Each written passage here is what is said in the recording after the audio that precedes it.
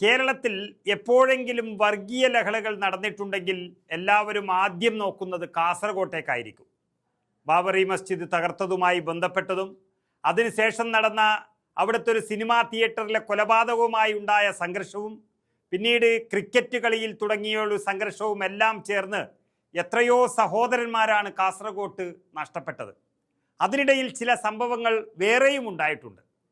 എന്നാൽ ഇന്ന് കാസർഗോഡ് വളരെ ശാന്തമാണ്. ഒരു നാട് നന്നാവണമെന്നുണ്ടെങ്കിൽ ആ നാട് തന്നെ തീരുമാനിക്കണം. അനാവശ്യമായി മനസ്സിൽ സൂക്ഷിക്കുന്ന വിദ്വേഷവും വൈരാഗ്യവും എല്ലാം ദൂരെ കളഞ്ഞ് എല്ലാവരും മനുഷ്യരാണെന്ന ഒരു വികാരം മനസ്സിൽ വരണം.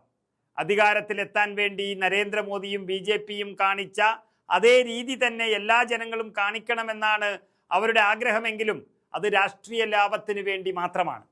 അങ്ങനെ എല്ലാവരും തീരുമാനിച്ചാൽ നമ്മുടെ രാജ്യം അപകടത്തിലാകും.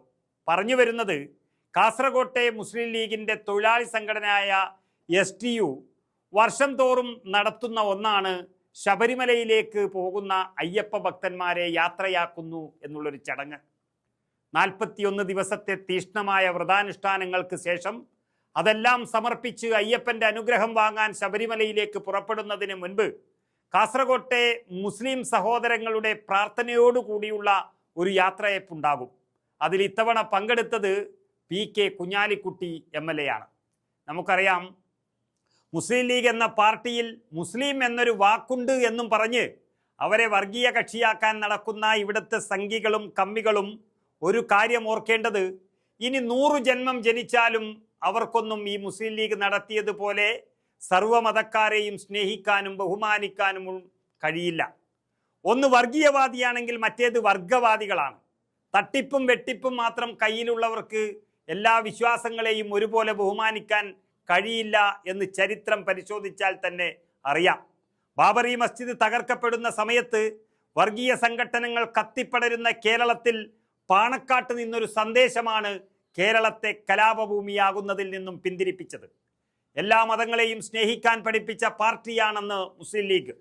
അന്ന് തന്നെ കേരളം സാധാരണ നിലയിലേക്ക് തിരിച്ചു വരുമ്പോൾ കേരളത്തിലെ മുസ്ലിം ലീഗിനുണ്ടായ നഷ്ടം ചെറുതല്ല. സ്വന്തം പാർട്ടിയിൽ നിന്നും വലിയൊരു വിഭാഗം വിട്ടുപോയി. ഇന്ത്യൻ നാഷണൽ ലീഗ് എന്ന പാർട്ടി ഉണ്ടാക്കി. അബ്ദുൾ നാസർ മദനി PDP ഉണ്ടാക്കി. ഇതിനെല്ലാം കാരണം മുസ്ലിം ലീഗിന് വർഗീയത ഇല്ല എന്നും പറഞ്ഞ് ഈ പാർട്ടിയെ നടത്തിക്കൊണ്ടുപോകാനുള്ള വർഗീയത ഉണ്ടാക്കാൻ വേണ്ടിയാണ് ഈ പറയുന്നവർ പാർട്ടി വിട്ടുപോയത്. പിന്നീട് അവർ CPMന്റെ സഖ്യത്തിലുള്ള പാർട്ടിയായി മാറുകയും മന്ത്രിയൊക്കെയാകുകയും ചെയ്യുന്നതാണ് നമ്മൾ കണ്ടത്. എന്നിട്ട് കുറ്റം മുഴുവൻ മുസ്ലിം ലീഗിനും.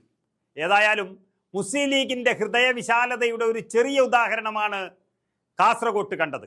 അയ്യപ്പന്മാരെ കറുപ്പണിയിച്ച് യാത്രയാക്കാൻ മുസ്ലിം ലീഗിൻ്റെ ഏറ്റവും പ്രമുഖനായ നേതാവ് കുഞ്ഞാലിക്കുട്ടി തന്നെ എത്തിയത് ഏറെ സന്തോഷമായി കാസർഗോട്ടെ മതേതര വിശ്വാസികൾക്ക്.